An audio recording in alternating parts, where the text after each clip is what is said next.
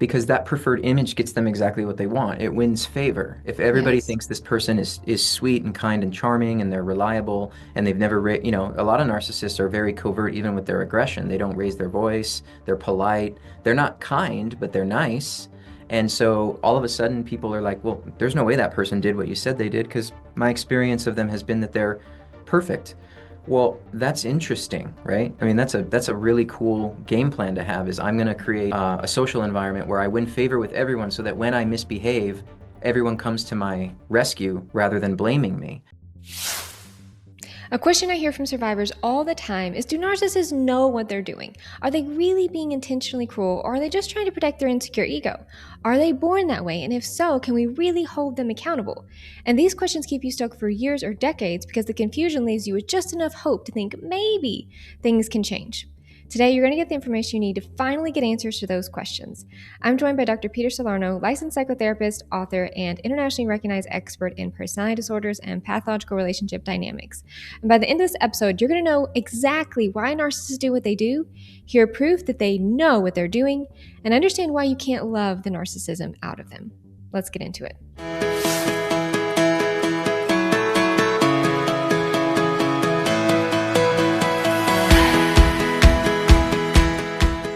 Dr. Peter, thank you so much for joining me today on the Restoring Resilience podcast. Thank you for having me.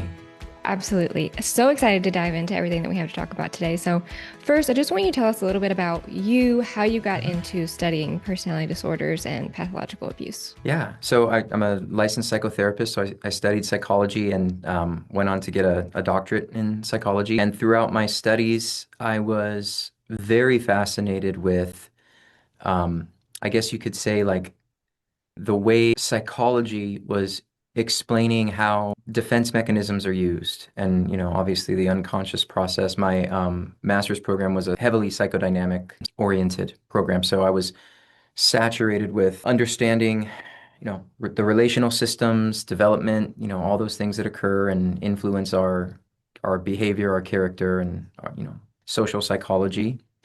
And what was interesting though is you're a clinician, so what I was finding is there was an explanation for a certain population of clients that wasn't actually fitting, but we kept applying it no matter what and just saying, well, we'll find another way around to make it fit. And so I started extensively researching that because I was noticing pretty early on in my work with clients the difference between intentional negative maladaptive behavior and unintentional or unconscious. And there wasn't really very many people making that distinction. It was all under the umbrella of unconscious processes just governing essentially everything you think, feel, and do, and almost overstating or overemphasizing this idea that we are largely unconscious when it comes to our behaviors, our motivations, our desires. And I started kind of challenging that indirectly based on if that's true, then why don't the same traditional theories account for successful treatment of a particular population? Because nobody would seem to be getting better. And I'm talking about personality disordered clients. They just weren't getting better with the interventions that claimed to make people better. And when we dive deep into personality pathology research, at least before the last 20 years, we see that largely the explanation for a personality disorder development is the caregiving environment, right? The family environment. And the remedies to treat the adversity that we've, learned about are typically trauma interventions, right? Like creating a safety that someone's never experienced, providing validation, unconditional positive regard, empathy. Those things are supposed to make somebody who's misbehaving regulated so that they can behave better for themselves and others. And what we find with personality disorders is the more you give them those interventions, the kind of the worse they get. So that didn't make sense to me. It was like if I nurture the unnurtured or the supposedly unnurtured, why are they getting worse? And so, another argument is, well, it's because they're so resistant to the love and affection because they're not used to it. Okay, so then how do we find a way around that? So let's figure that out. So there was all these explanations for why it had to be trauma, but also explanations why the trauma interventions didn't work.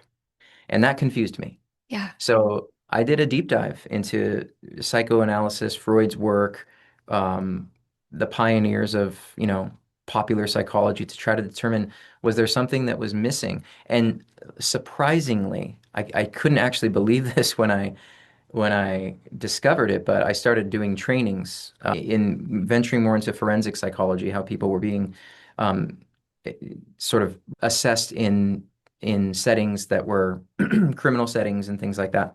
Large personality disorder population in incarcerated individuals, right? Speaking to the idea that these, even if they are aware of what they're doing, they're not going to be changing what they're doing, even if the consequence is incarceration. So that was surprising to me. But what I found out indirectly is that Freud actually provided an explanation that was untestable and that couldn't be verified, but it was accepted as like gospel truth. It became dogma in our field. But it doesn't add up. So I started actually stepping out of the psychology literature that was theoretical and looking at behavioral genetics, evolutionary psychology, other disciplines that really didn't. We kind of touch on in textbooks in our degree programs, but we don't actually study extensively. And they had a completely different reason for why people behave the way they behave, why certain patterns are so fixed that they seem inflexible and even unworkable, and why the motivation to change is absent in some people. And that really fascinated me. And then I kind of did a deep dive. Um, I had encountered personality disordered individuals in my own family of origin, like my own generations back, wondering about patterns and why certain people had these traits more than others. And um, I also started investigating my own personal relationships and past intimate relationships to try to figure out was there something there that wasn't explained through trauma or adversity, like, and kind of just led me down the rabbit hole of specializing in personality disorders, and that's really the rest is history. I just kind of did a deep dive. Hmm. Yeah. Yeah. I love how you had to think outside the box because you were getting Uh-huh. information. You're like, this doesn't make sense. And I want Mhm. to then get into where you went with the genetic component. But two things stood out as you were talking is what has always stood out to me and something I think that you're saying is like trauma treatment doesn't change pathology. Like Mhm. in narcissists, in Right. these people who engage in toxic behavior. So that's kind of the mindset like, well, we just treat the trauma, then the pathological problems should get better. The Right. toxic behavior should get better, but they don't. But if that was confusing for therapists and clinicians and researchers, no wonder it's confusing for the general population because I feel like that's what we do in relationships is we're like, well, I just need to love them better. I just need to be more Right. patient. They had a bad childhood. Then all these myths and misconceptions get out there, which keeps people in these relationships for years and decades. Absolutely. Yeah. So no wonder it's been so confusing. So yeah, Absolutely. let's get into that. So you started having to look for other explanations for what's causing these Hmm. personality disorders then. So tell us about that. Yeah. So I started doing, I mean, we have, as licensed professionals, we have to get continued education. Yep. And one of the reasons for that is because the field is constantly evolving. I think people forget that. You don't get a degree and then know everything. The degree is the starting point. That's the infancy of your knowledge, Yes, and it you really have to is. continue. So, I mean, that foundational education is necessary for clinicians, but it's not the end all be all. I know everything now because I graduated. So, in my continuing education, I started specifically looking for trainings and seminars around manipulation and things that I wasn't taught in my degree programs, but were very relevant to psychology and to relationships. Um, Which is something good for people to realize, I think, in general, is like we're not taught this yeah. typically Hmm. in master's degree programs or Mm-mm. PhDs.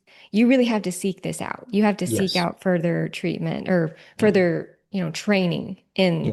personality disorders. Yeah, we get a general umbrella education, right?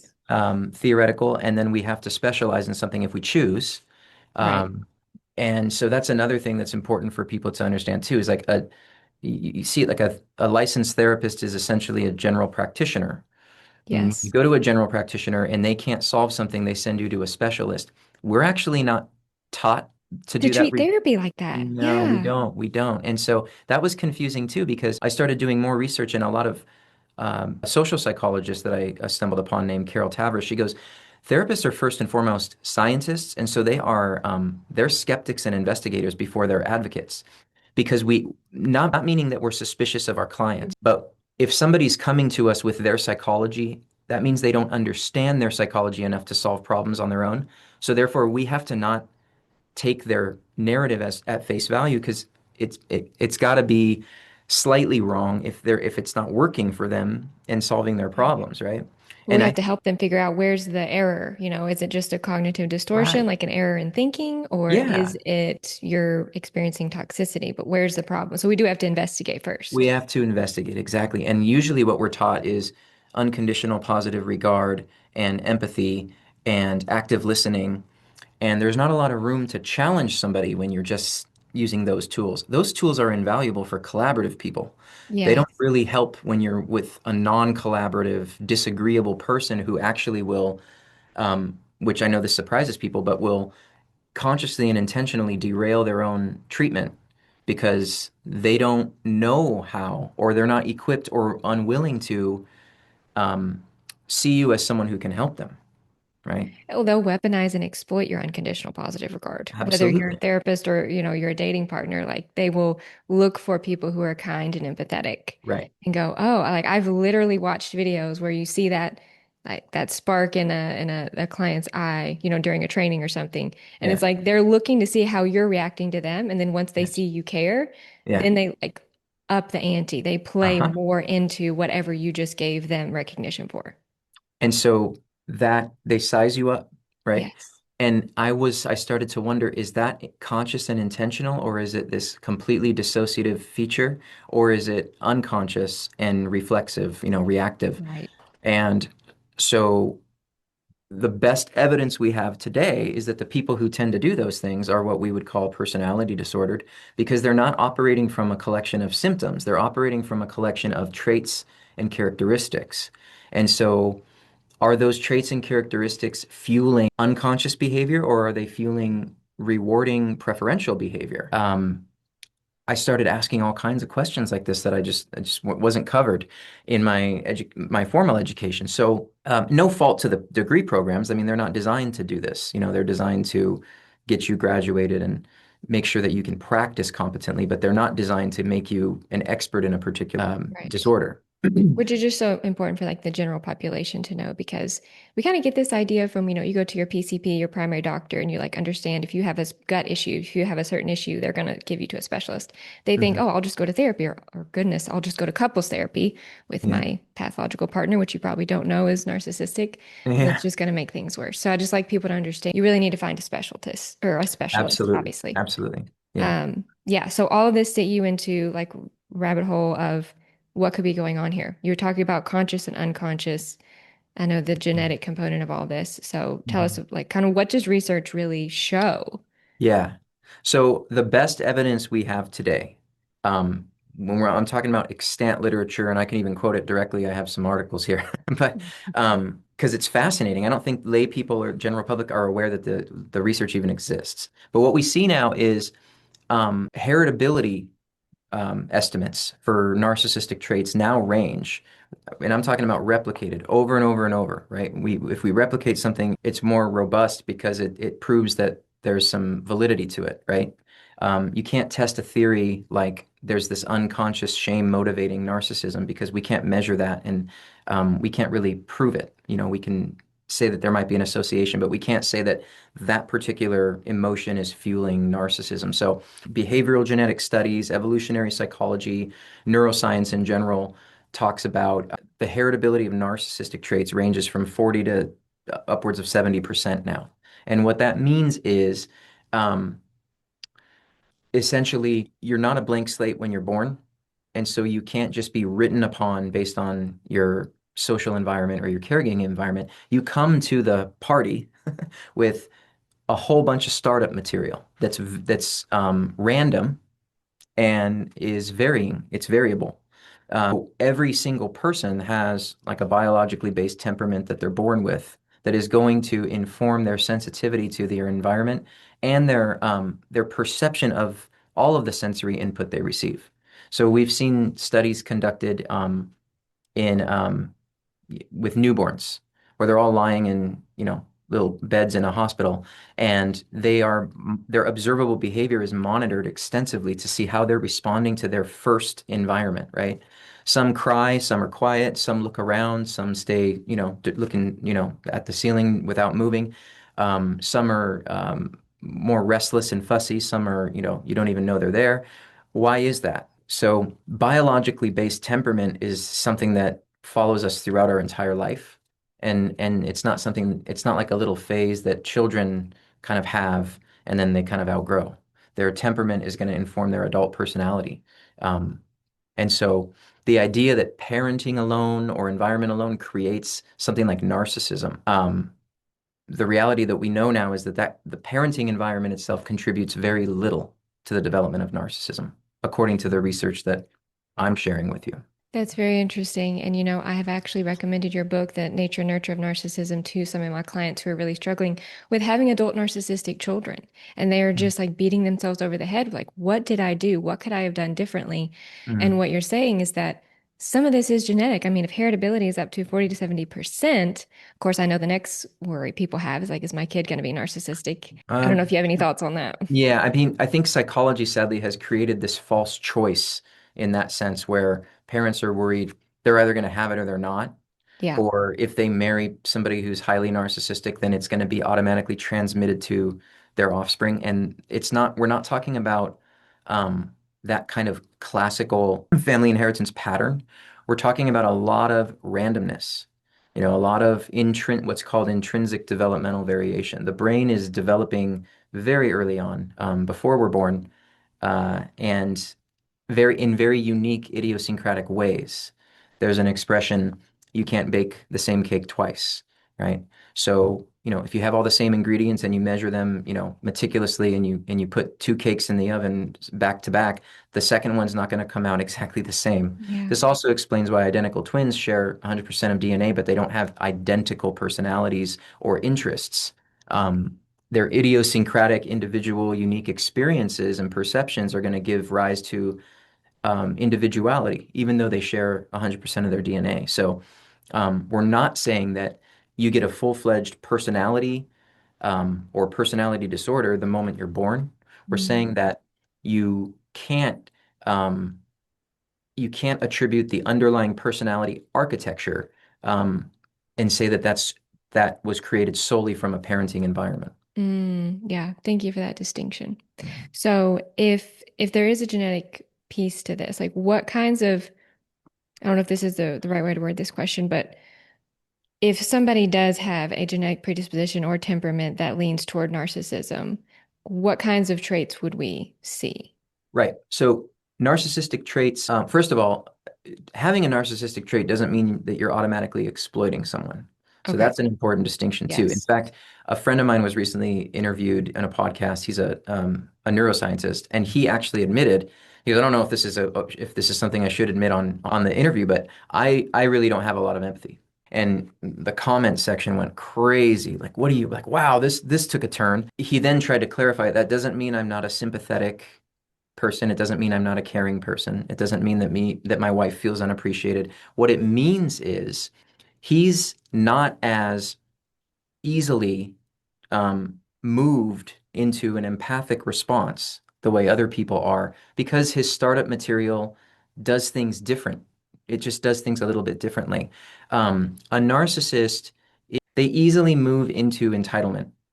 They easily move into indifference to the feelings and needs of others when they're motivated, to achieve something that they want. Those things kind of go by the wayside. So there's a difference between personality traits and behavior. Some people can have what would seemingly be a narcissistic trait, but not be inherently an exploitative person, right?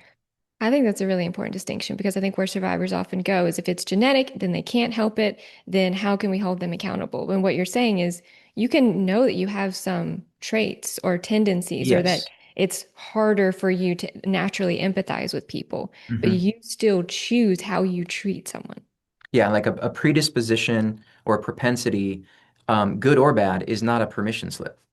Yeah. So it's not like, oh, okay, because this wasn't done to me, I can now go and run amok. No, that's not what it means. What it means is you're responsible for your own genotype, you're responsible for your own behavior.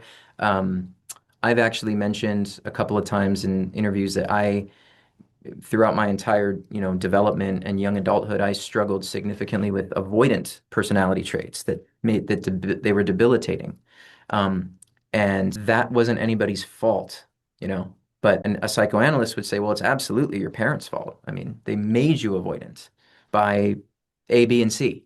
And it was cumulative disregard or cumulative something that made you feel like you have to avoid. And it wasn't until I started extensively studying personality disorders that I was like, it actually makes a lot more sense that those traits informed my perception of my environment just as much as my environment influenced me, if not more. And I started going back and kind of cataloging the issues that I had in relationships and social settings, and it made perfect sense that my temperament and my inherent traits were more impactful to my worldview than how people were treating me. In Mm. fact, no matter how people treated me, my traits would inform my perception of how I was being treated. So I had a Yeah.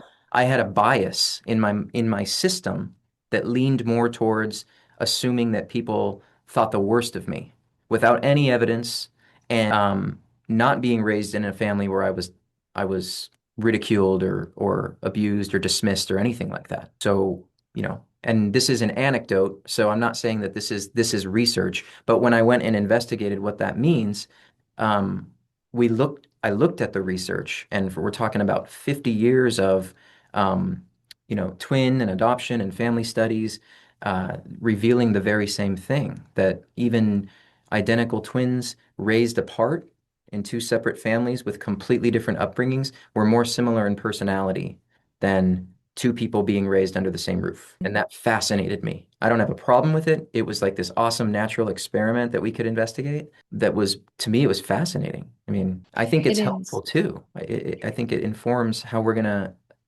help people in the future. Yeah, I think that's really relatable, and thank you for sharing because for a lot of times people in these narcissistic relationships will think, well, I need to get them to see. I need them to think Mm, different. I need them to know I'm not out to get them. And if they know that I'm not out to get them, then they're not going to be so harsh with me and critical with me because they just assume that I'm out to get them or that I'm trying to push my way, like, because obviously narcissists engage in a lot of defense mechanisms, which I want to get to hmm of projection. They will see you as doing what they're doing. So if they're cheating and they're lying and they're being difficult, then they're going to say, you're cheating and you're lying and you're being difficult. So people think, oh, okay, they just have the wrong perception of me. So let me work harder to change their perception of me, and then we'll be able to have a good relationship. Yeah, But yeah. what you're saying is that's not going to happen. No, because, and in fact, you mentioned defense mechanisms, and I also want to introduce the concept of offense mechanisms because Mm. I studied the work of George Simon. He wrote a really incredible best-selling book in the 90s called In Sheep's Clothing. And he was the first person that I read that was saying, these people, it's not that they can't see what they're doing, it's that they disagree that they have to change. Okay, that's a really important distinction. Yeah. I mean, that hit me right between the eyes because I started applying that logic to a relationship that I was in. And it was like, that makes perfect sense. This person is not incapable. They're just unwilling to make any changes on their end that would improve this dynamic. So the only way to make this dynamic work is if I, accept their refusal and stop complaining about it. And that's not a defense mechanism. That's not Mm. how we define defenses. Okay, so tell us more then about, you said, what was it? Offensive And mechanisms? yeah, an offense mechanism. Offense mechanism. Okay, Yeah. tell us about that. So an offense mechanism is something that is proactive, meaning it's not reactive or reflexive. It's something that someone's intentionally doing. They're conscious of it because they want to do it because the intention is to achieve a certain goal or outcome. And then it's deployed, if you will, and it's initiated rather than waiting for something to happen. So there's nothing defensive about it. A defense mechanism is an unconscious, some people say subconscious, protective mechanism that happens automatically outside the awareness of the person, and it's designed to meet a need or protect somebody from something, like a perceived threat. Narcissists aren't always walking around threatened, according to the most recent research. There was a time that we conceptualized them as walking defenses. Like these people are just constantly defending against all of their perceived fears and insecurities, and they're projecting everything onto the world because they secretly feel inferior and ashamed, and they're creating this big, grandiose, Right. false self to protect against the vulnerabilities inside. And that's one theory. But if you look at the non-clinical or subclinical narcissistic research that investigated like the dark triad, dark tetrad, psychopathy, and the narcissism that we see in psychopathy, narcissism in and of itself is more accurately defined as an investment in a preferred image, not a protection or a false self. It's more like the intentional creation of a fake self to get an advantage. When Dr. Simon introduced that concept, it was mind-blowing because it was like, wow, so he's saying that there are people that are going out of their way to offend, not because they're protecting themselves, but because they know that there's an advantage or a goal they want, and this is the way to get it. And so they bully, they exploit, they extort, they refuse, they deny, they lie, not out of forgetting because it was too painful, the things they did, but because it's convenient for them to act offensively under the disguise of a defense. This makes a lot of sense because one of my questions that I was going to ask about, something that people struggle with is if these defense mechanisms are subconscious or unconscious, which Mhm. that's, what they're purported to be, then how can narcissists really know they're projecting or really know what they're Right. doing? Because if they genuinely believe their own hype, they really think you're out to get them, then Hmm. are they just reacting to kind of their own made defense mechanisms? But Yeah. what you're suggesting is a very different way of looking at it. It's not anything you're doing, like that the partner is doing, that somebody is, offending them in some way. It's they are creating this, like you said, preferred image of Hmm. themselves and then going about in the world making sure that they live that out. Yeah, because that preferred image gets them exactly what they want. It wins favor. If everybody Yes. thinks this person is sweet and kind and charming and they're reliable and they've never a lot of narcissists are very covert even with their aggression. They don't raise their voice, they're polite, they're not kind, but they're nice. And so all of a sudden people are like, well, there's no way that person did what you said they did because my experience of them has been that they're perfect. Well, that's interesting, right? I mean, that's a really cool game plan to have is I'm going to create an environment, a social environment where I win favor with everyone so that when I misbehave, everyone comes to my rescue rather than blaming me. Um, the organization of that can't be defensive because defenses are random, accidental, reactive. They're not contained, composed. These people create a system. And so, in my most recent book, actually, I talk about interpersonal operating systems, where these people have a system and they go out in the world and they cultivate environments that cater to their system rather than the environment making them act in a certain way. Yeah, that makes a lot of sense. And yeah, I've come more and more to realize how intentional this must be because it is so orchestrated. I mean, when Hmm. you step back and see all the things that they are managing, like the amount of effort and energy they put into image management and making, I always say people get to know them in silos. Like you know one version of them, and then Yeah, their family could know another version, and then their coworker knows absolutely. another version. Hmm. That how can that be unintentional? Because Right. it's quite, I don't know, intelligent is the right word, but Hmm. it has to be quite intentional. Yeah. Well, I mean, everybody has intentional behavior. I mean, right? I mean, you and we're behaving intentionally right now. We knew that we had this appointment. We got Yeah. dressed. We got ready for it. We were on time. I was on time because I'm conscientious. I wanted to respect your time. That's something I value, and that's an intention. Other people wouldn't mind being late to something like this because they want you to wait because they think they're important enough to wait for, and they might even think that that'll gain them an advantage. It's like almost like a posturing, like, you're not going to tell me when I have to come to the meeting. That's intentional, and that's more inherently narcissistic. We want to make a distinction in our clinical work and in our personal relationships and to the general population between defense mechanisms and offense mechanisms, intentional behavior versus reactive behavior, traits versus choices, and dispositions versus behavior. All of those things need to be Hmm. included in our understanding of narcissism and personality in general. Yeah. And so, with that in mind, would you say that abusive behavior itself is ever truly involuntary? Or is there always a choice kind of sitting on top of that? Yeah, that's a really good question. So, because now we're getting into reflex too. Like, for example, like Yeah. let's say that you let's say that you're leaning down to pick something up and you when you're coming back up you hit your head on the corner of like a desk or a cabinet and you feel this piercing pain that shoots into your body and there's a signal that it's dangerous, right? So you react Yeah. and you might yell some expletives, you might hit a wall, you might throw something. Maybe you throw something and it hits somebody and you didn't even know the person was there and they're hurt and it leaves a bruise. Is that abusive? I mean, I think the result of it was that there was an abuse, but it wasn't intentional because you didn't even know the person was, 20 feet behind you. That would be a defensive process, right? Mhm. That's where somebody could honestly say, it was not my intention to do that. Now, if the person's not narcissistic, I think they would want to repair that by apologizing and saying, even if it wasn't my intention, I'm taking accountability for it. I should have found a way to compose myself when I hit my head.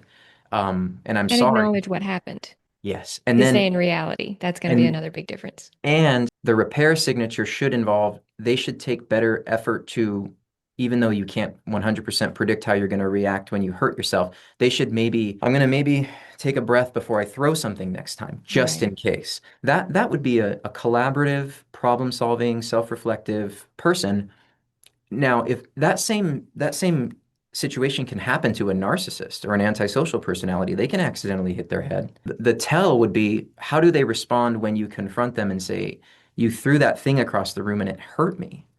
Well, usually a narcissist would say, you shouldn't have been in the room, or that's not my problem because I didn't mean it, and I'm not going to be held accountable for your being in the wrong place at the wrong time. So you see, that's where we see the trait of grandiosity Mhm. come in. They can have a defense, but once you confront the defense, what do they do with it? They don't take accountability, they don't self-correct, they don't problem solve with you, they certainly don't collaborate with you, they blame shift. I would say that blame shifting is not unconscious defensive projection, it's intentional externalization of responsibility Mhm. because an entitled person doesn't believe that they're responsible for anybody else's problems. By nature, they're entitled. They're the king and you're subservient to the king, so you can't get mad at the king for being the king. Yes, that makes a lot of sense. In fact, I literally know of an example of somebody had so a narcissistic person went to the house, asked for the keys because they were going to move a vehicle outside. And so they Hmm. take the keys, they go outside, they move the vehicle, they come back in, they start yelling at the person who gave them the keys, saying, "Why did you park your truck there? Like I hit the truck and now you're like, why did you do that?" And it was, "Why did you like park the Yeah, truck there?" rather than, "Oh my goodness, I just hit your car. Why didn't I look behind me?" Like it was exactly. immediately going to blame the other person when they were in that, like Mhm. they had nothing to do with the fact that you just didn't look where you were going. Yeah, But yeah, absolutely. that makes perfect sense. So that kind of leads me to my next question or thought is like, okay, so somebody is dealing with someone like this. First of Hmm. all, we need to be looking for those tells. Like, Yes. how in reality can we be? Because that's something that always strikes me is that if you are arguing about the problem, you can never address the problem. Yeah. So I often tell clients like if you are wondering if your, spouse or partner, whatever, is narcissistic, it's like, well, has the other person even acknowledged that there's a problem?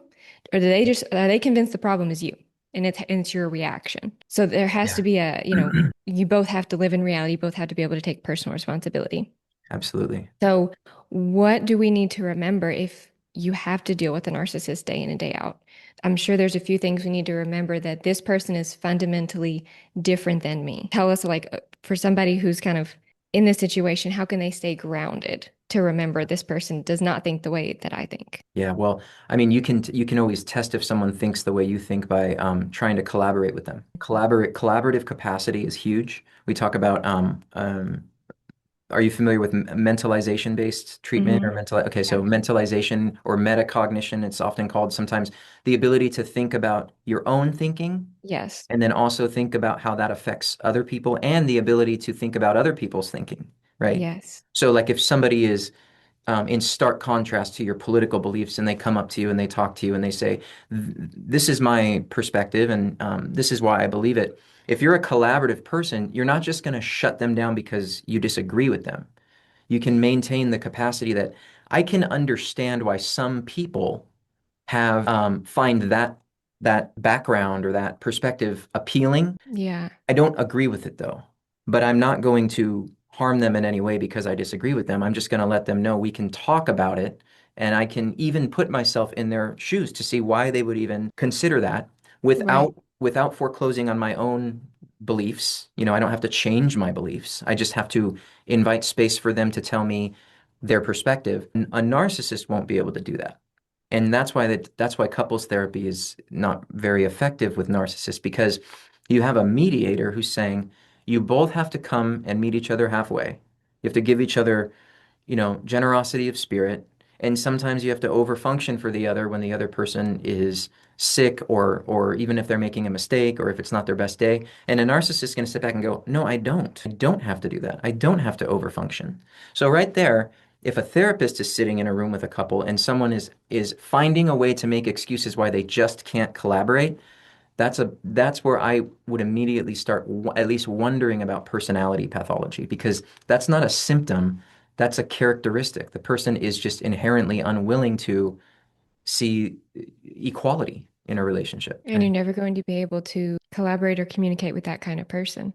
I mean, I somebody who mean, refuses to be able to see your perspective. not if they think they're right. And so then the question is, do they really believe their own BS? Do they really Yeah. believe? And the truth is, um, we conceptualize personality disorders as egosyntonic disorders, meaning they're kind of in harmony with themselves. They don't believe the problems are originating inward. They believe the problems are originating in their atmosphere, in their environment. So every time something comes that's problematic for them, they make the assumption that it happened outside of them and they're just the victim of it. And so they do have a sincere conviction that they're always right. And that means they have a sincere conviction that um, you have to be wrong. And Mhm. so there's not this idea of, I mean, another way to look at this is a lack of humility. Like, humility is all about even the potential to admit that you're wrong. Like, there's a possibility I'm not right here. So if a narcissist lacks that capacity and they can't mentalize with the other person and attune to them and say, I don't agree with you, but I'm willing to hear your perspective. And if I am wrong, I'll make a change. Like, why not? I love you enough or care about this enough that this is no big thing. It's a huge thing to a narcissist because they think that that's giving up advantage or power. And narcissists inherently value power and advantage more than they value connection. And that blows people's minds. But look at a longitudinal study of a narcissist's life, and you'll find that their inherent value is more in what they can get from people rather than what they can give to people. 100% control over connection. They're really Uh, not seeking Absolutely. connection. Control over connection. Yes. Yeah. Yeah. So if you had to leave listeners with just one thing to correct about this whole nature versus nurture debate, what would that be? Well, that it's not all or nothing. It's not one or the other. And you don't,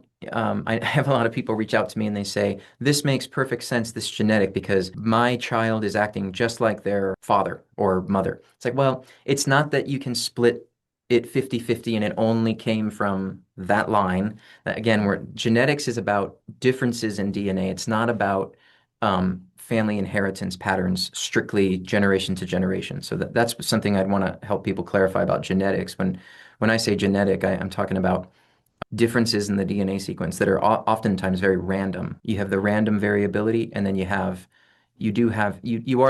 like our parents, whether we want to be or not. We're also like our grandparents and our great grandparents, and we're like our 40 generations back. Yeah. That's we have ancient DNA. So I would say we want to try to not make it a black or white issue, but genetics do create the propensity, and then certain environments can modify expression. But what we really want to understand is if you're a kind person, you're going to cultivate kindness wherever you go because it's in you to be kind. And I don't believe that kind people should attribute their kindness solely to their upbringing. I'm sure that helps, but no one can take credit for you being a kind person. If you're a kind person, you're acting on good character. Same with a narcissist. They cultivate environments that are consistent with the traits that they bring to the table, which are, unfortunately, antisocial traits. They're not very pro-social. They're entitlement, grandiosity. They're exploitative people. And so they have a goal, and it's usually not to connect. It's to have an advantage, a control over the connection. I love that you said that. Yeah. That's a And great way to put chaos. it. Everywhere they go is chaos. They escalate drama more than they solve problems, that's for sure. Yes, absolutely. All right. Well, this has been so helpful. Last question Oh, that I ask good. every guest is, what is one thing someone could do to start restoring their resilience? Ooh, I like that. One thing someone can do to start restoring their resilience. Gosh, you put me on the spot. There's so many I good things. know I did No, I love hard it. I love shift, it. but I I love always it. like to leave people with something positive. You know, that we're talking about heavy things, but my Yeah. goal is empowerment Okay. and okay, taking this, like, okay, but what can I do with it? I never want people to leave Okay. feeling heavier and disempowered. I want them to feel like, okay, I've got this information. Here's what I can do with it. I would say I love telling people to make a list of everything that they would want in a relationship that they believe is fair, not an idealistic relationship, but what would you want in a relationship for your best friend or the Mm, person you care about most? And then if that list doesn't, you know, resonate with the relationship you're in, then you might need to make some changes. But the resilient aspect of that is giving yourself permission to look at what you really want and deserve. If you dismiss what you want and you deserve, I think you can lose some resilience. Yeah.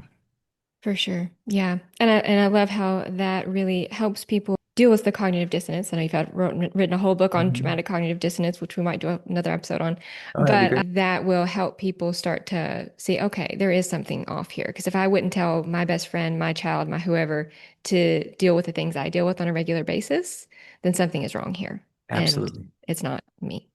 Yes. All right. Thank you so much. Where can people connect with Yeah. you and find your work? So I have a website, drpetersalerno.com, and then I'm also on social media, Instagram and YouTube at Dr. Peter Salerno. I have books at Amazon, Barnes and Noble, Audible. All right. We will link all that in the show notes. Thank you so much. Thank you for having me. Thanks so much, Dr. Peter, for helping us finally understand the origins of narcissism, why it's not our fault, and what we can do to heal from these relationships. If you haven't yet, please like and subscribe to help the show reach more survivors. And as always, I want to remind you that no matter where you are on your healing journey, resilience can be restored, and we'll keep building it together. I'll see you in the next episode.